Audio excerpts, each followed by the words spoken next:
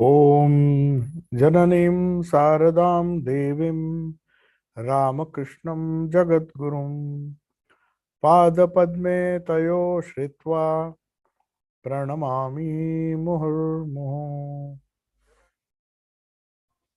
So, we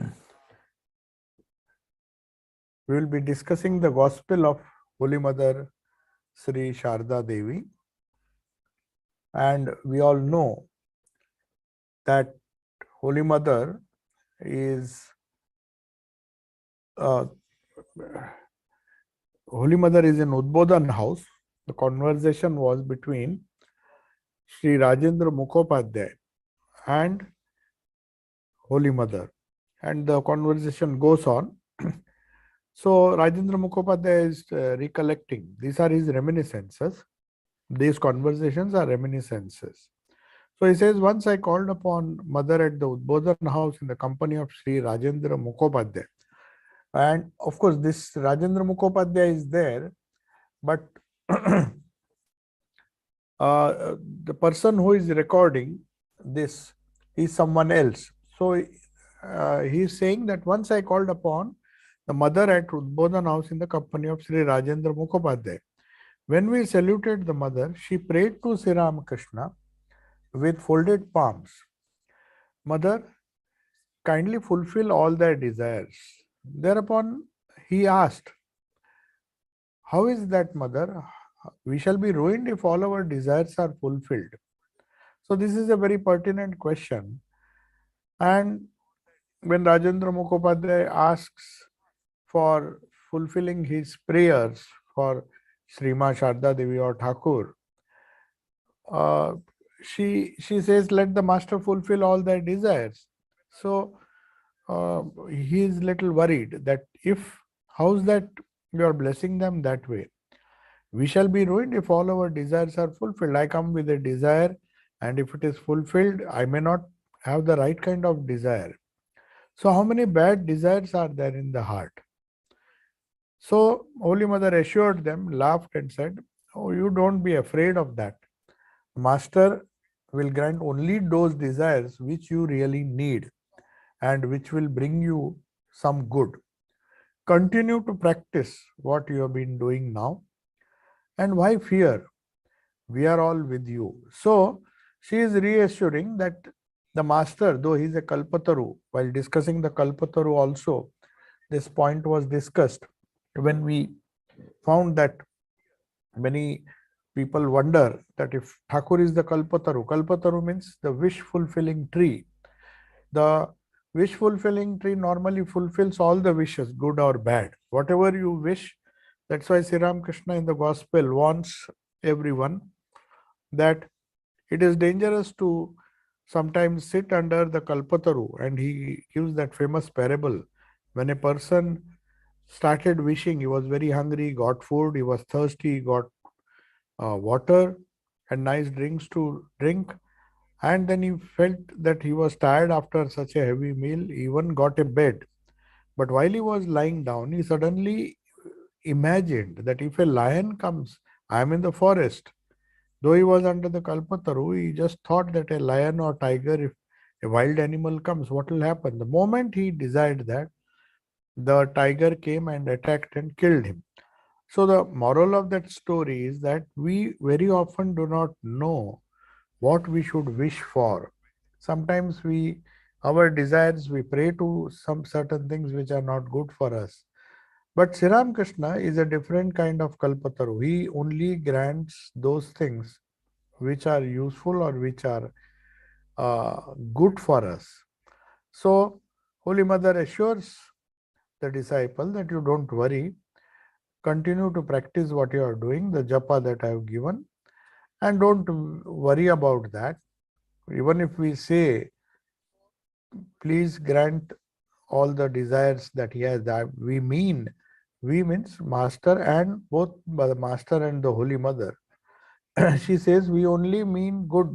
We will only fulfill or grant only those desires which will bring you good. So continue to practice what you are doing now. Why fear? We are with you.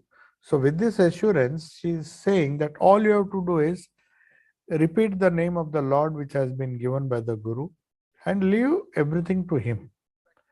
In the sense, you try whatever you want to try. Purusharth is necessary.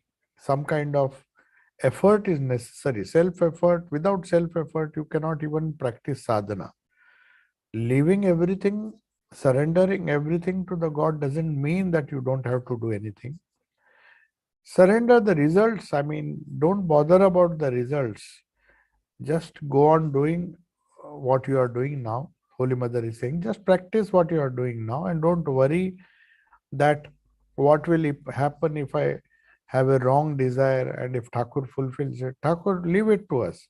We are with you. We will fulfill only those desires which are good for your spiritual welfare, which are good for your all-round welfare, ultimate welfare. Then, very early morning, a calf was pitifully crying in the outer courtyard of mother's house at Jairambati. Now, this was happening, and the calf was separated from its mother for the purpose of milking the cow.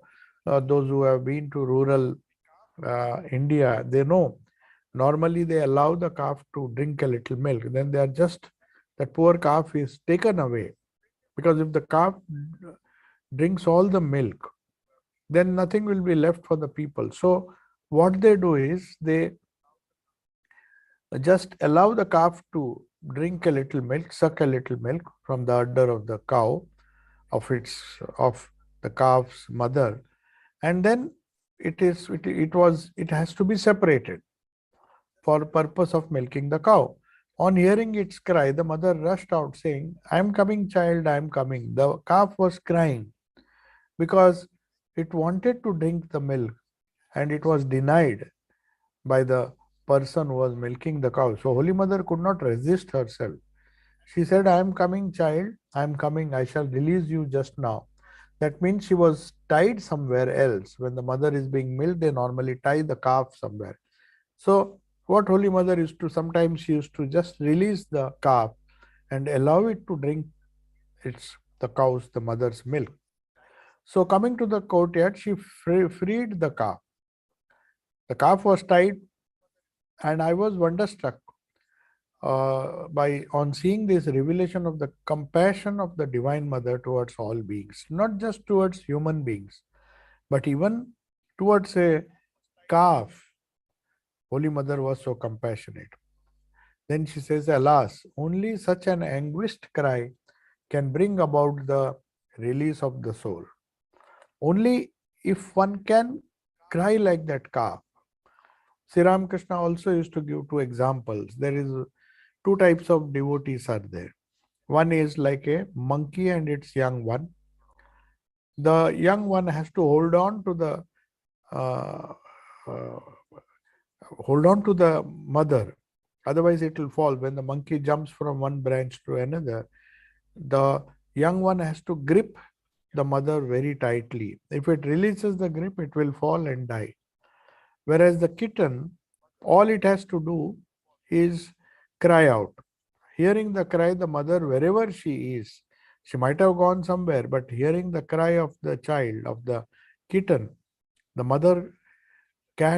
cat comes and grabs that child so softly but firmly in the skin of the neck. It has a nice way of holding the cat by the skin of its neck, and very nicely, she will put that kitten in some quiet or safe place.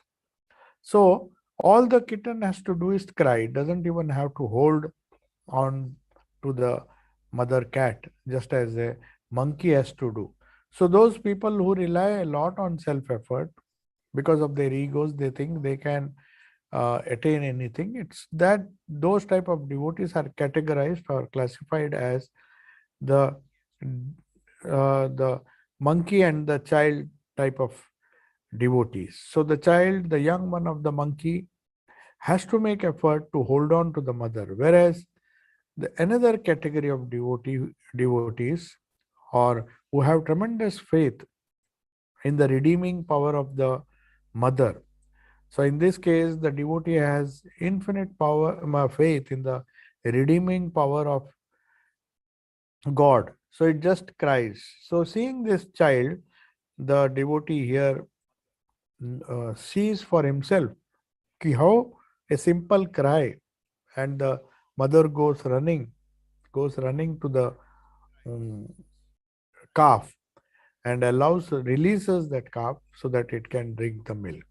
So he says, then the disciple writes, I do not have the language to give expression to the Holy Mother's boundless affection, infinite compassion, and limitless kindness. We are all blessed by seeing her lotus feet, touching them and receiving her infinite grace. Our families have been made holy and our mothers have been blessed. Hundreds of devotees have been turned into gold by this touchstone that is the mother. So, this is what um, this disciple has recorded, and we come to a new conversation which was recorded by Brahmachari Ashok Krishna. Brahmachari Ashok Krishna perhaps had joined the order and he was asked to serve mother. So one morning, or maybe he had just gone to visit the mother. But anyway, Brahmachari Ashok Krishna had has recorded these reminiscences. He says, one morning during her last illness, that is mother's last illness, maybe around 1920, I went to see the Holy Mother. There was no one else in her room at that time. She was staying in the southernmost room, that is in Udbodhan. During daytime, the mother's bed used to be spread on the floor of that room. She had been keeping better health for the past few days. So there was this up and down. Her health was improving. Again, it was getting worse. But she was staying in the southernmost room of Udbodhan, of course, on the first floor. That is where she normally stayed. And it was the first week of the month of Chaitra, third week of March. So as soon as I made salutations to the mother, Ashok Krishna writes, she began to inquire about the other members of my family. Seeing her very lean and thin, I asked, Mother, your health has very much deteriorated. I've never seen you so weak before. So he was surprised that he had seen Mother previously, and after some time he noticed that Mother's health has made her very weak. So he says, I've never seen, of course, physically weak. So seeing the uh, body full of weakness, he was very much worried. So the mother said, yes, my son, the body has become quite emaciated. It seems that whatever the master had wanted to get done through this body has already been accomplished. Now my mind is constantly directed towards him. Nothing else brings happiness to the mind. Now you see how Holy Mother is slowly preparing for the end. That is what she is trying to demonstrate. That at a certain age, every human being, say after Vanaprastha, has to, because of the weakness of the body, slowly the body becomes weak. That is high time when people should try to constantly direct the mind towards the Ishta and repeat the mantra. That is what she actually did. Before that, till the last, she served Radhu, did all those things. Now she is slowly withdrawing the mind. This is possible only if one knows what is the goal of one's life. So the body will follow its dharma, it will become weak. And whatever the master wanted to get done through this body, she worked hard, lived for 34 years after the passing away of Sri Ramakrishna, and as instructed by him, she carried out his mission by initiating a large number of disciples. Now she feels that she has got an intuition that she will no longer, the physical frame had become so weak, so it is time to give up the body. So that is what every sadhaka is supposed to do. When age catches up, one has to feel satisfied with the things that we considered and we did as duties. That is why after Grahastha Ashrama, after the children have grown up and they have their own family, then one has to it was obligatory for such people to follow the path of vanaprastha and not get involved in the grandchildren. That was the idea. Now, though Holy Mother did not have any such family, she had Radhu, she had Radhu's mother, and many others who were staying with her. She looked after them very nicely, doing all the duties as a dutiful housewife, though she was widowed.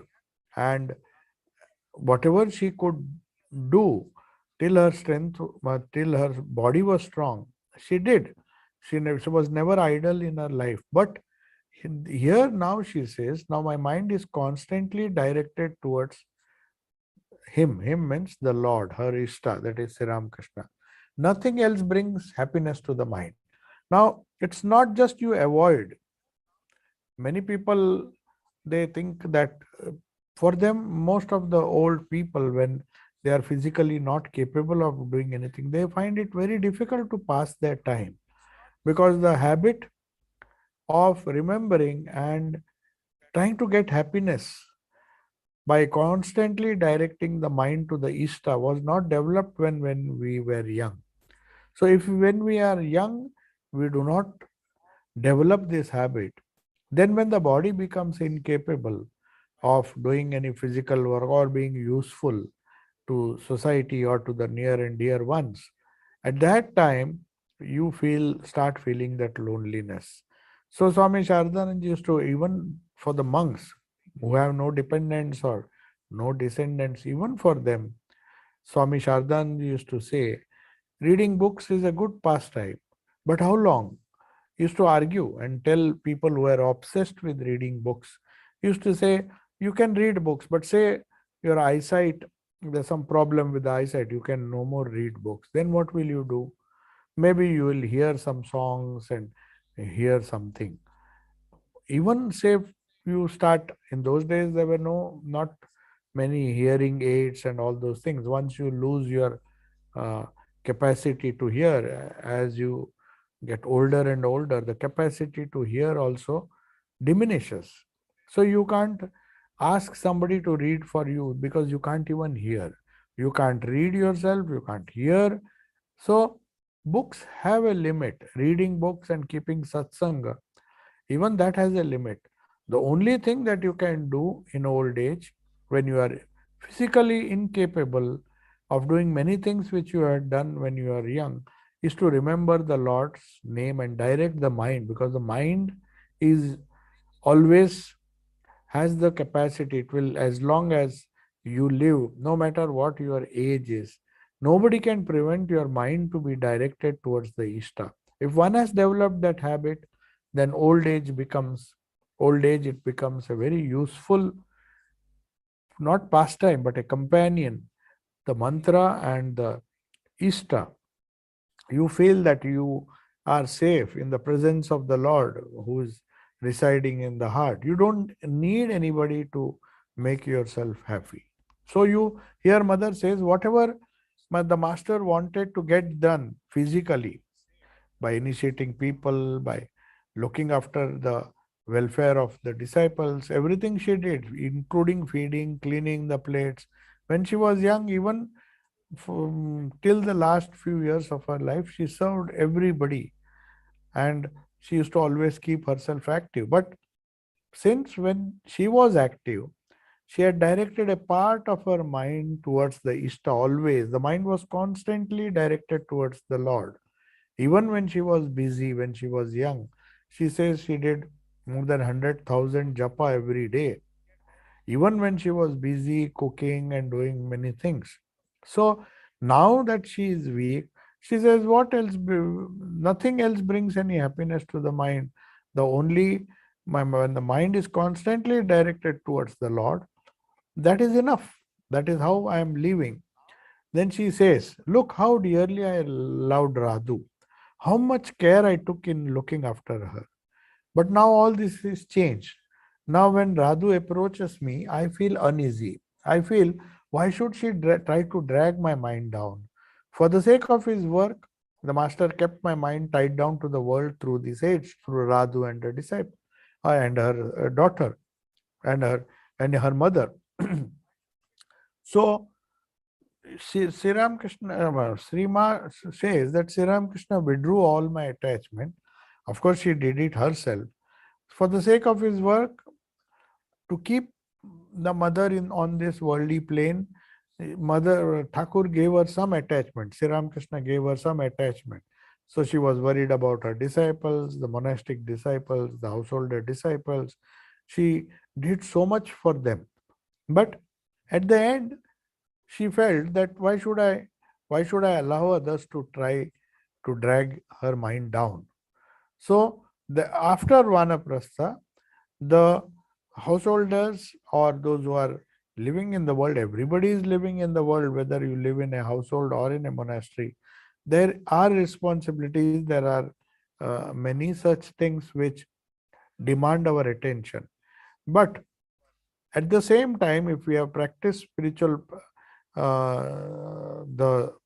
our spiritual practices regularly, if we have given attention to them, then it becomes, the mind can be fully directed towards the Lord and the Ishta effortlessly, and that gives us a, infinite amount of happiness. She says nothing else now. Since I am physically incapable, I don't miss when this Radhu and other, even when they approach, I feel, why are they coming now? I am old. Let me be peaceful. But the problem with most of the old people is how to deal with loneliness, because they did not practice that kind of detachment.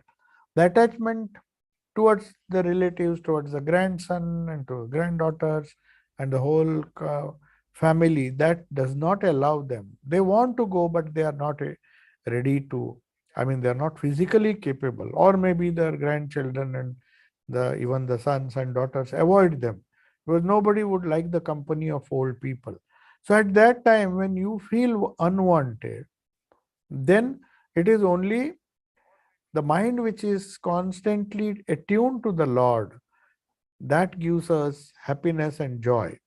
In fact, it is a positive state. It is not that because we can't do anything physically, we will think about the Lord. It never happens that way. So Mother says, for the sake of his work, the master gave me the attachment towards Radhu and others. Otherwise, would it have been possible for me to continue in this world after he passed away? After he passed away, Sri Ramakrishna, she says, deliberately put all these worries and anxieties or the problems that she had to face, so that in trying to solve the problem, she could live for nearly 34 years. But towards the end of her life, as she expected every one of her children during their final years, or when they approach the end of their life, they should be able to withdraw themselves. This withdrawal, first it is a phased withdrawal. You slowly make effort to withdraw the mind. That is known as vanaprastha, retiring to the forest. Not necessarily to the forest, but even within the household, the attitude that one has to slowly reduce, not increase. So that if one has practiced for a pretty good length of time, then it becomes easy when you are really physically incapable of being useful to others. At that time, you will see that the same people who is to run to you find that they are trying to avoid. The friends will avoid, the children will avoid, the grandchildren will also avoid. If you can't, if they find that your company is going to, maybe they have to help you. Nobody likes that. If you are fit, strong, and if you are able to give happiness to others, I mean, in that worldly sense, then they will come to you. But if the old people feel neglected, then the only resort left for them, for all such people, every one of us, at some stage or the other, has to face this harsh reality. So Mother says, now I have by Thakur's grace or by her own effort, she has withdrawn her mind. Even the Radhu, who was so dear to her, said, no, now is the time to think. The thing that gives me joy is remembering the Lord and having so much of joy she used to get. So that joy, the taste of that joy was a result of the habit she had cultivated for years and years together, even after the passing away. When she was young, after, of course, she used to do as instructed by the master. So she began her spiritual life quite early, and she was trained by the master, Sri Ramakrishna, to lead a life of calm contemplation, and that came in handy.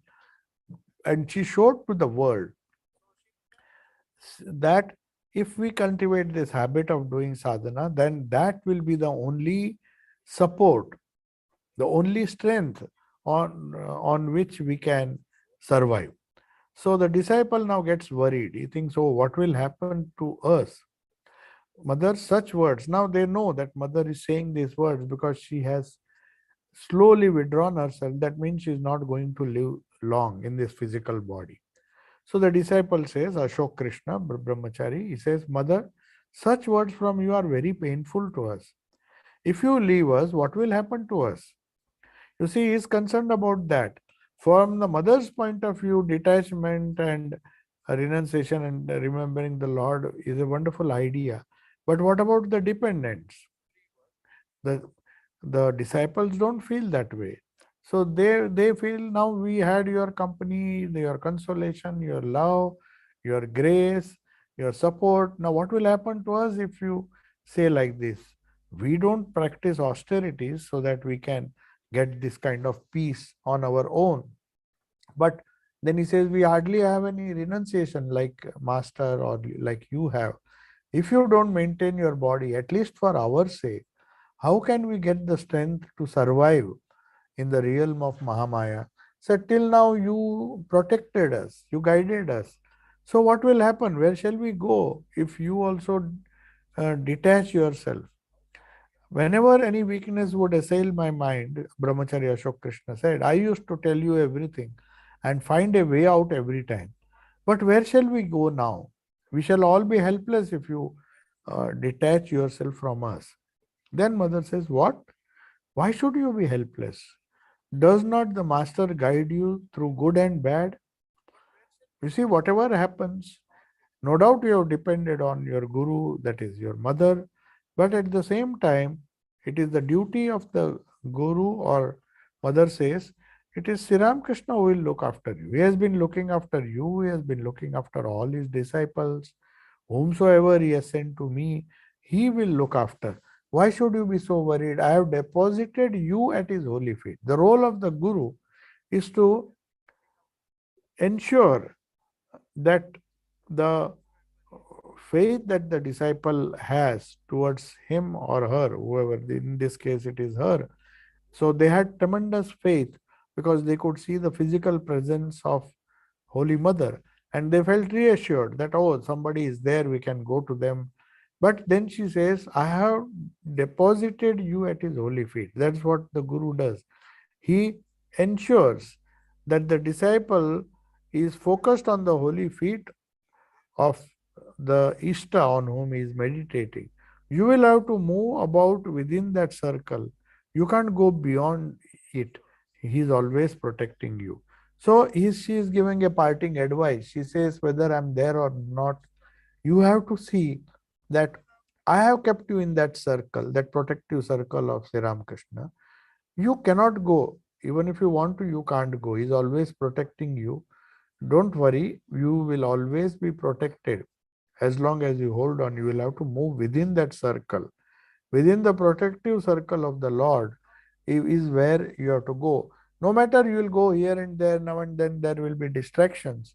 But the focus should be on the Lord within, on whom your Guru expects the disciple. The Guru expects the disciple to meditate and um, cherish the wonderful presence of the Lord within the heart. That is the essence of all sadhana, whether you follow the path of bhakti or devotion or self-surrender or any other path. The idea is not to forget the Lord who is within you. Disciple then says, he says, I know that even though I remember the mercifulness of the Master, that is Sri Ramakrishna, I fail to understand it all the time. Sometimes I think about His grace, His infinite grace, how He has redeemed so many people, and I get confidence, but I don't understand it or I don't remember it all the time. Though I often have faith in it, I am haunted by doubts at times. So at times, suddenly I lose faith. And then I feel, the Ashok Krishna is saying, that mother had promised me that Thakur will look after. Sometimes I get a remember the mercifulness of the master, but sometimes when some difficulties come, I just forget it. Don't I fail to understand it all the time. Sometimes I remember, but very often I forget. Though I often have faith in it, I am haunted by doubts at times. So here, at least for most of the time, he has faith that the Lord is protecting him, that his Ishta, Sri Ramakrishna, is protected him. But at the same time, he says, I'm haunted by doubts. Doubts come from where we do not know. That is happens to all the sadhakas. Suddenly we feel, if the Lord is there, why I'm suffering so much? Suddenly we feel the absence of the Lord.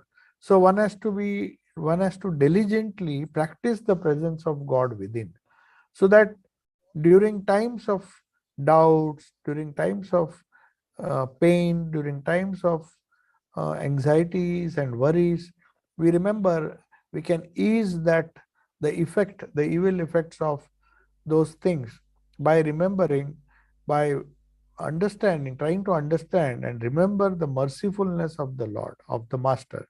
And moreover, as a Guru, Holy Mother has said, I have deposited you.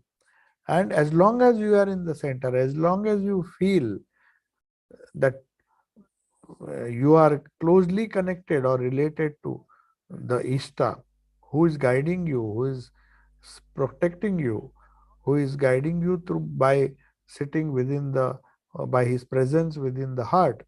So he says, but he says, I am haunted with doubts. I can see you directly. That's why I come to you.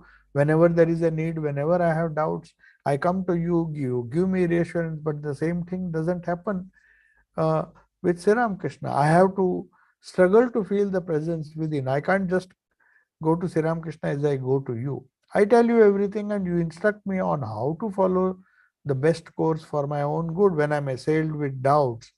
I normally, so Ashok Krishna is trying, you directly tell me. This has instilled me in the conviction that I'm under your protection. But indirectly he says, I don't have the same feeling with the master, with Sri Ramakrishna, who is seated within. Many times I feel that his presence, but when I don't feel his presence, I'm assailed with doubts and panic starts creeping in. So mother says, assures him, always remember that the master is the only protector. If you forget this, you will have trouble. Do you know why I inquired about your family so much? She's telling Ashok Krishna, see, whatever you do, don't try to remember. That is, remember by repeating the japa. The idea of japa is to constantly renew that memory. The only way one can renew the memory that the Lord is within me, the Lord is protecting me, the Lord is shining brightly in the heart. The only way to do it is repetition. People think, what we can say prayers, we can read books. Why not? Yes, when the mind is tired, you can do these things. But it is the repetition of the mantra, constant repetition again and again, that makes our faith firm. And then we establish a definite relationship with the Lord, and as the only protector, as our only protector. Those who protect us physically, they may protect us for some time, but ultimately they uh, we need the protection of the Lord, who is the ultimate protector. So that's why Holy Mother said, why did I ask you about your family so much? Because I heard from Ganen was another disciple, that you had lost your father.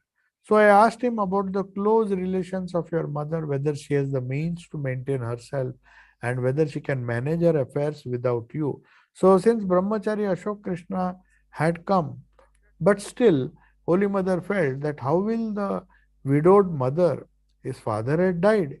So Ganen had told my Holy Mother that Ashok Krishna's father has died.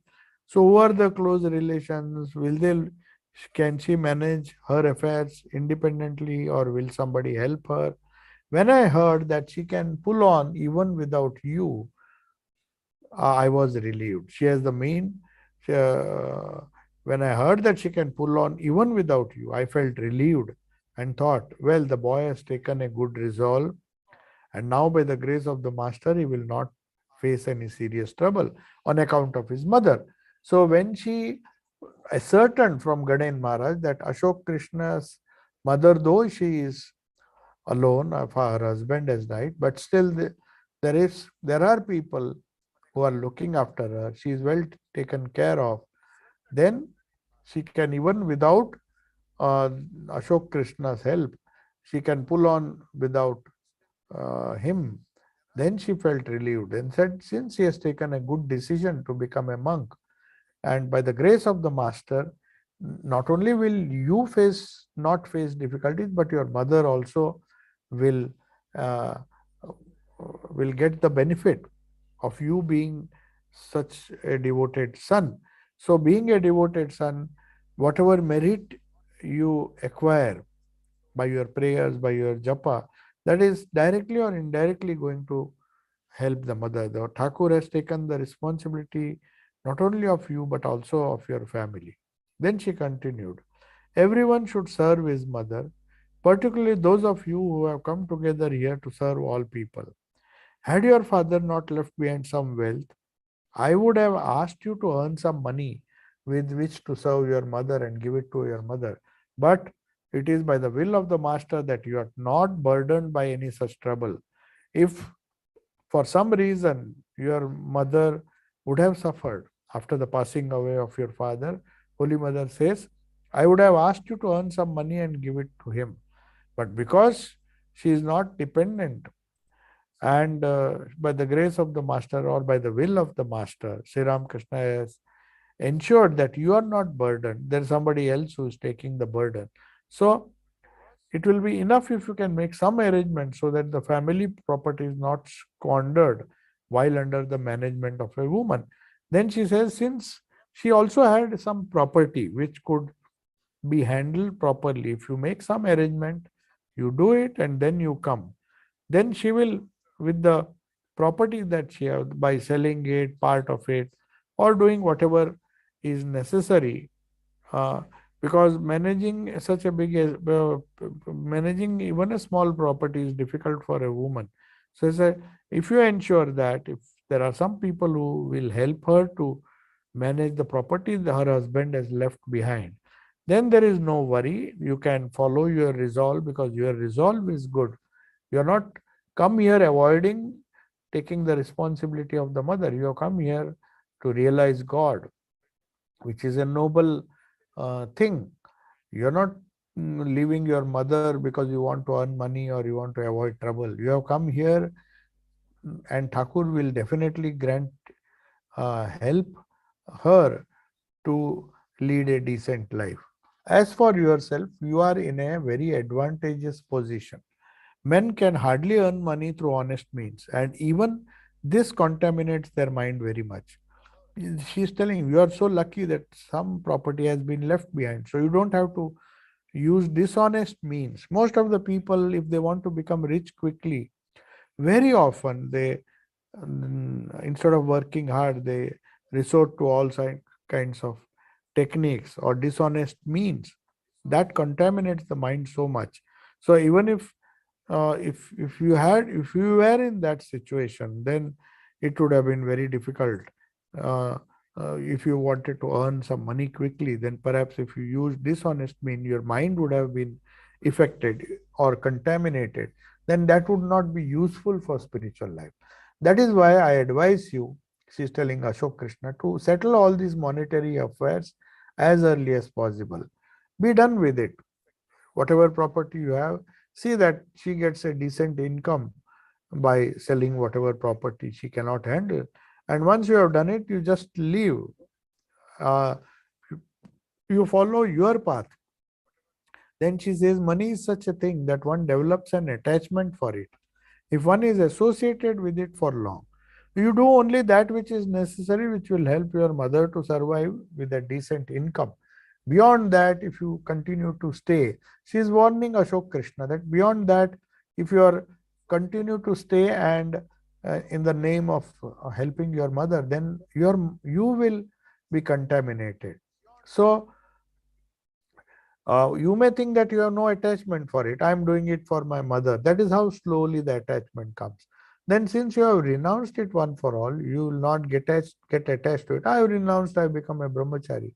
But that you will be free from money whenever you wish. Oh no, never harbor such an idea in your mind. Money will find its way somehow to grip you unawares by the neck, as it were. I am telling this particularly to you who belong to Calcutta. You are free with money, aren't you? Settle your family affairs as early as possible and leave Calcutta. Sri Ramakrishna had warned because Calcutta was full of consumerist people with consumerist attitude towards life. So that is why Thakur, while before passing away, said, I am leaving the people who are living a life of a worm. Worm in the sense, a very worldly life, being attached to property, attached to Kamini Kanchan. So Sri Ramakrishna particularly didn't say so much about the rural people. He felt the rural people were very easily content with whatever, like Kamar Pukur and all you see. Sri Ramakrishna's father was very happy with whatever he got. Though he was cheated, he never tried dishonest means to gather money or earn money. Whereas in Calcutta, seeing the competitive life of the city, people were just running after money. So he says, you are free, particularly you who belong to Calcutta. Perhaps his father was in Calcutta, so he knows that there are chances that Ashok Krishna, in the name of serving his mother, he will get attached to a lot of money which he might get as inheritance and then lose his way. So he says, settle your family affairs. Whatever has to be done, do it quickly. And you don't get attached. Give it to your mother for her livelihood because she should not depend on others. Make her self-sufficient and come away. Settle your family affairs and leave Calcutta. And if you can take your mother to some place of pilgrimage, then both of you will be able to call upon God, forgetting the mother and son relationship. Treat her as a co-traveler, as a spiritual companion of yours. Put her on the spiritual line. Try to explain your intention to her and discuss this with her. So that is the duty of the children, who, especially those who are living a life of freedom. When they enjoy the freedom, whether they are monastics or whether otherwise, if they are really concerned, then the best gift they can give, the best thing they can do, of course, they have to see that the minimum needs of the parents are met if both are alive, or at least the one parent who is alive. That is the minimum one has to do. But beyond that, she says, if you explain your intention, why you are taking to monastic life or why you are taking to spiritual life, even if you don't become a monk, she is already aged. Now you take her on a pilgrimage, explain to her what is the purpose and goal of life, and try to forget that mother-son relation. Think that she is a spiritual companion and treat her. Then you will say that you will not get, then you will see that you don't get attached. It will be nice if you can arrange it now while your mother is mourning. She is already sad, she is worried, she is anxious. What will happen to me? Now is the right time to bring some kind of spirituality, spiritual strength to her. That is your duty. Money you may provide for, but what's the use if she has all the money and support, but if your mind is still attached, is still mourning for the because of the loss of the husband, then that attachment you have to remove and make her mind attached to the Lord. If you have done that, you will play the true role of the son Only if you can help her acquire the means for her spiritual evolution, higher evolution in the hereafter. Whatever you are doing for her sustenance, that is good. You have to do the bare minimum, but don't be obsessed and try to earn money so that you yourself get caught. So he says, if you provide for her higher evolution in the hereafter, because she is getting old, uh, don't forget that you have grown up by sucking the milk of her breasts. You have taken, the mother has supported you when you are a tiny infant by giving you milk. Remember with what difficulty she has tended you. To serve her is your highest religion. It would be different, of course, if she stands in the way of your progress to God. In that case, Sri Ramakrishna used to say, if the parents are selfish and want you to become worldly like them, then you don't have to obey them. But she is a nice person. Make her spiritual if you can. Put her on the spiritual path, and that is your duty. Please bring your mother here once. I want to see her, what she is like. If I find her helpful to you, I shall give her some advice. But beware, don't engage yourself in worldly affairs under the cover of serving your mother. The real issue is to provide boarding and lodging for her because she is a widow. Is a big amount of money necessary for this? No. Try your utmost to quickly settle these affairs. Even if there be some monetary loss, you do it quickly. Sometimes people may think, if I wait for a few years, I may get a better price. That is how people delay. He said, no, don't do that. Even if there is a small loss, try to settle all the property, whatever she cannot handle. See, mother is so clever, not only clever, so wise, giving the right advice to this brahmachari. She is not telling him to leave the mother at the mercy because she cannot handle the property. You solve it, but take only that much time.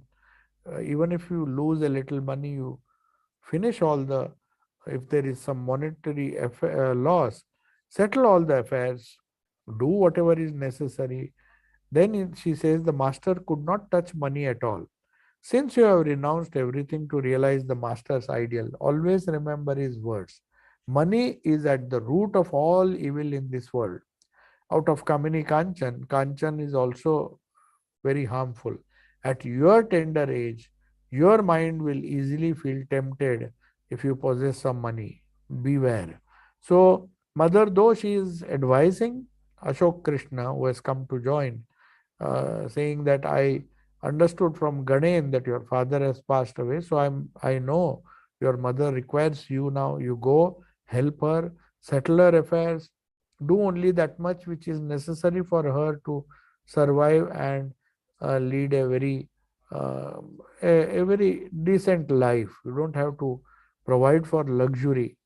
On the contrary, you have to convince her, bring her here, she says, so that some spiritual ideas which will help her after she passes away, after old age, in the old age, anything can happen.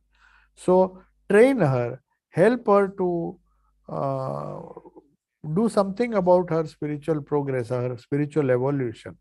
That is the best help you can give her. Money, of course, you have to satisfy her basic requirements. But after that, you have to see that the whatever little you can do to encourage her and prevent her from mourning unnecessarily. What has to happen has happened. The father has passed away. That doesn't mean she has to keep on mourning. So it is all the more better to divert her, take her to some pilgrimage place, talk something about spiritual life, and then with that attitude, then you have really done your duty. So then the disciple asks Ashok Krishna, he says, I thought of bringing my mother to you one day, but considering the present condition of your health, I don't dare to bring her here. She was worried about Holy Mother also. You are sick. If I bring her here, I am worried that you will fall sick. But the mother, you see, was so kind. She says, no, no, bring her one day. Many people are coming. The condition of this body will deteriorate day by day. Bring her once very soon. I don't feel too bad in the mornings. Can you not bring her in the morning one day? Morning, I am much better. So see how much Holy Mother, though she is herself slowly coming towards the end of her life and becoming very weak, emaciated, but still she says, in the morning I am fine. As the day progresses, I become weak. Don't bring her in the evening, bring her in the morning.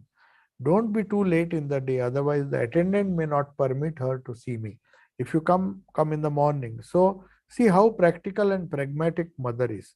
So the body is going to anyway become worse. So you have to bring your mother. That is the best thing you can do. You have to bring her so that, especially in the morning, if you can do it, then maybe I can uh, change her mind and make direct that towards the Lord, towards spiritual reality. The disciple says, Mother, your words are very painful to me. Your repeated mention of your health suggests that you don't desire to keep your body anymore. Now, he is worried about his own mother, but here he is worried more that why his mother saying, bring him soon? Is she going to leave the body? Because she was really feeling sick. Perhaps she had a premonition that she will enter into Mahasamadhi very soon.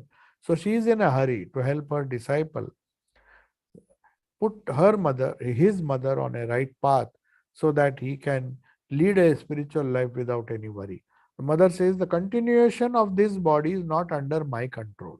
It all depends on his will. His means Sri Ramakrishna's will. Why are you so impatient? How long do you really stay near me? You stay at the Belur Mutt, at the Mutt. So the brahmachari was not staying at Udbodhar.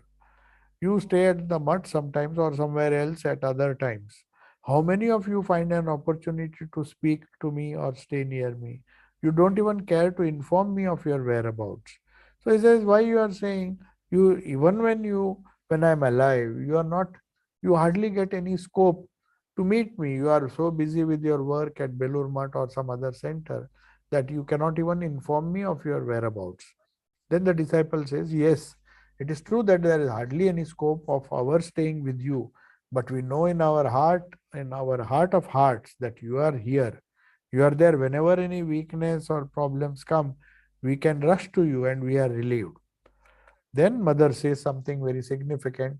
Suppose the master lets this body of mine perish.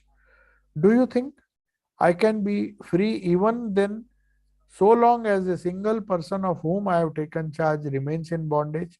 So now this is a very good reassurance that even if I am not in the body, I shall have to be with them all. I have taken the responsibility of their well being. I mean, all the disciples she has initiated. Giving initiation is no joke. One has to bear on one's shoulders such a big burden, you see. How much I have to worry over them. Just see, when your father expired, I felt very sad. She was keeping track of everything that is happening to the disciple so that the spiritual progress of that disciple does not suffer. When there are some calamity in the family, she felt worried. Otherwise, why should she worry that somebody's wife or somebody's father has died? How much I have to worry over them. Just see, when your father expired, I felt very sad. I thought the master has again put this young man to test. I was worried how you would manage in this situation. See, she was worried that he, with great difficulty, has come, taken shelter in the master and wants to lead a monastic life. Well, he has already become a brahmachari. But if this distraction comes, Sri Ramakrishna has taken away his father, so the mother, seeing the mother suffering, perhaps he may go back. That is why I talked with you so long. Though she was sick, she was concerned. Why does the Guru spend so much time talking, discussing the problems, even the worldly problems, how much money you have, the property to settle it properly. But at the same time, she was worried that he should not get stuck there. So if you could, the burden of my worries would have diminished. The master is sporting with different people in different ways. And now you see, I have to bear the brunt of it all. Surely I cannot leave those whom I have accepted as my own. So she is, don't worry, even if the body goes, in a subtle way. As a guru, I can't leave you. I have handed you over to the master. I have to see that all of you reach the goal of life. So disciple says, Mother, I become frightened whenever I wonder what will happen to us when you are gone. Whom shall we approach in your place? Then the mother said, My son Rakhal, Swami Brahmananda and others are there. Are they any less worthy? You dearly love Rakhal also. You can seek his help, the president of the order. So besides, what have you got to ask? To question too much is not good. It is difficult to properly assimilate even one thought. Now, why should you trouble your mind by harboring 10 thoughts? So, here is a very, very important piece of advice Holy Mother is giving. She says, don't be obsessed with too much of reading and contemplating, thinking of different religious. That is a strange kind of disease. People want to listen to YouTube videos. They don't. They just don't settle down and practice what their guru has told them. They try to read this, read that. Thousands of thoughts will assail their mind. He said, you have not even assimilated one thought. What was told to you during Diksha or whatever instructions I have given, Mother seems to be saying, they are enough. You first assimilate what I have told you, do what is necessary to strengthen your spiritual life, and don't bother. You should not trouble your mind by harboring 10 thoughts. If you read 10 books, 10 thoughts will definitely come. There will be uh, lack of faith. You will find so many interesting things in other scriptures. Then Swami Vivekananda in his Raj Yoga used to say that the time is short and the books are vast and infinite. Infinite number of books have been published. Infinite number of thoughts have been thought. If you run after all of them, it is like digging a well in 100 places. You don't get water. Dive deep with the noble idea that you have received. Repeat the holy name, meditate upon it, keep good company, and subdue the ego by all means. So, this is something which we will have to discuss in the next class. The essential sadhana of a human being, of a disciple, is one, repeat the holy name. It's not enough to repeat, meditate upon it, keep good company, and subdue the ego by all means.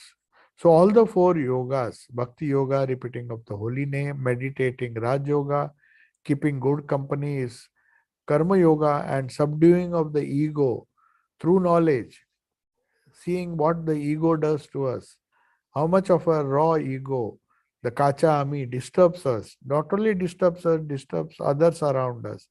So much of restlessness is created.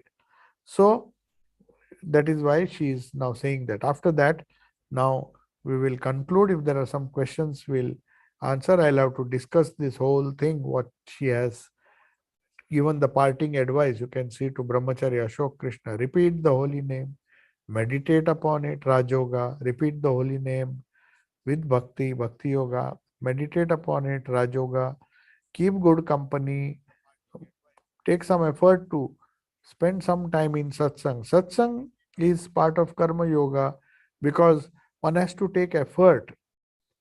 Going on pilgrimage also is an effort. Why do we do effort? Why do we go to such places? Because of the vibrations.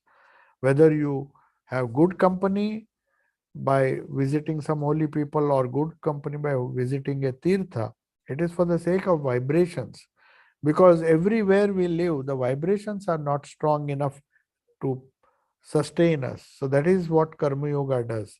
By constant work, constant having good company, and by proper wisdom, subduing the ego props up.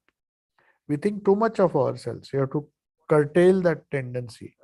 Then, if the four things, all the four yogas are done, Holy Mother says that is the essence of spirituality. Don't trouble your mind by listening to many things. That's not going to help you in any way. So let me see now. If there are some questions, you can ask. You can quickly ask one or two questions. You can type it in the chat box.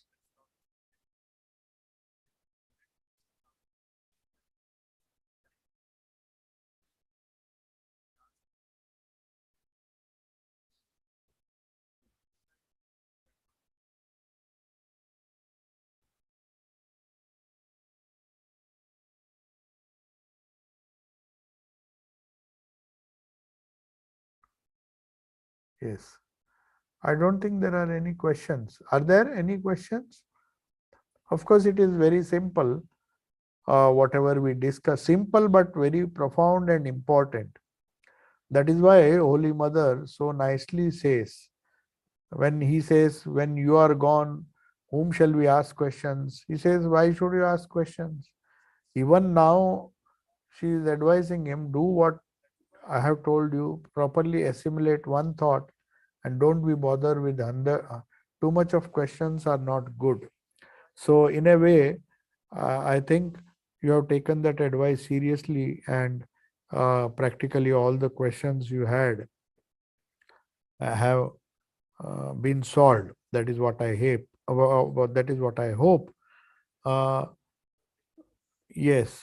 So Vayu has typed, thank you, Swami, for recapitulating Holy Mother's advice. Yes, that is all what we can do. It is Holy Mother's advice, and the higher the person is evolved, the lesser number of questions he has. So that is a really uh, contradictory thing, because the Gita says, Tad vidhi pranipatena pariprashnena sevaya. So tad vidhi pranipatena, by being humble, pariprashnena. The Gita says you have to ask questions, but genuine questions. Questions that really go on to solve our spiritual problems. So, if we uh, ask the right type of questions, so too much questions, Holy Mother did not advise, but that doesn't mean she did not. Nitya Anitya Vastu Viveka, Sri Ramakrishna used to advise that you have to go. If you go to go and have satsang, either directly or even remotely. Now we can. It is fortunate that we can ask questions over the internet. So if we do that and dive deep after understanding or getting the right answer, the important point is to repeat the holy name, meditate upon it, and keep good company as far as possible, and subdue the ego. So these are the four things which require a lot of discussion. So we'll take it up in the next class. So the one more point Sharon has mentioned. Uh, Sri Holima exhorted him to dive deep to gain her guidance post Mahasamadhi. Yes, obviously. She knew that now Holy Mother is there. As long as the Guru is there, it is easy. Tad vidhi pranipatena. You bow down to your Guru. Pariprashnena. You ask him questions. And sevaya. You do seva. That is what the Gita says. But afterwards, when you can't, the only seva that you can do after the passing away of the physical form of the Guru is to do the japa. That is the highest seva. Seva will continue. Your devotion or faith in the Guru with humility, that has to continue. The questions that come to you, you can ask the questions, spell out the questions mentally before the Ishta and do japa, and see, you will see that the questions are answered. That is what Holy Mother seems to be saying. Yes, as we pray, think on the Holy Mother to show the way. When an answer arrives and we feel a sense of resolution, it is the grace of Mother. Is it so? Yes, definitely. When you pray, when you think of the Holy Mother or Sri Ramakrishna, and a intuitive thought comes to us, something that has been troubling us for a long time, that seems to get solved. As in a flash, it might come. It's not that you think deeply and you get the idea slowly. No, it may come as a flash. And something within us tells us, no, this is the definite, the sense of resolution that you are mentioning. That comes. You immediately feel like resolving. No, now I have to resolve. Holy Mother has said, repeat. So at least for a few days, that resolution, if it stays with you, then that means you have got some kind of answer, even when the person is not present. The Holy Mother's presence is always there within. If one can realize that, then nothing needs to be done. But even after doing that, when doubts come, we just ask questions to that subtle presence within us, and that presence within gives us the answer. In our own minds, the answer just flashes, and then that is the grace of the mother. And it's not only the idea flashes, but you feel you have a kind of something forces within you, forces to act upon that thought. That is more important. Solutions may be there by the hundred, but if the solutions are given and we don't act upon it, then what is the use? So we not only need the solutions, but also the power and the conviction to act upon it. If that is there, then you can say the mother's grace or Thakur's grace is there upon us. So as long as Holy Mother says, as long as I am there, you now have the luxury of meeting. uh, how many of us can get a chance to meet our teacher or the guru? May all the monks or all the brahmacharis or all the uh, householder devotees of Thakur did not have that. In fact, Akshay Kumar Sen, who wrote the beautiful book, had a vision of Thakur after his passing away. He said there were so many years when Thakur lived, I could have easily gone and met him. But somehow or the other, he kept postponing, and suddenly Thakur passed away. So he was fulfilled with remorse. He said, what kind of person I am? I knew Sri Ramakrishna, I was devoted to him, but I could not go and meet him. So, of course, he met him, but towards the end, it was not as frequent as he would have wanted. In fact, he went and asked for initiation. He was not given then, but he thought I should have persisted and asked for mantra diksha again and again, gone. So he was repenting, he was remorseful. Said, I could have gone many more number of times when Thakur was alive. But one day when he was practically weeping, crying, Sri Ramakrishna appears and blesses him. He really sees the form of Sri Ramakrishna. So Sri Ramakrishna still lives. He is the eternal presence of the Lord is always there, provided we have that kind of faith like Akshay had. And then he got all the solutions. He wrote a beautiful biography in poetry form, and Swamiji also blessed him. Master Mahasaya also liked it. It's a wonderful book, Sri Ramakrishna Puthi. It is the biography of Sri Ramakrishna, like the great master, but it is in poetry form. It can be sung. Puthi is that which you can sing. So that is how the grace, that is what Holy Mother says, that if you dive deep with the noble idea or the noble mantra that you have received, all the things will be added to you. You have to meditate, repeat the holy name, meditate on it. And now and then, when you don't feel like doing it, go to good company and subdue the ego. Then again, the desire to repeat the holy name will come. So I'll take your leave. I'll conclude now. Om Shanti Shanti Shanti Hari Om Tat Sat Shri Ramakrishna Arpanamastu.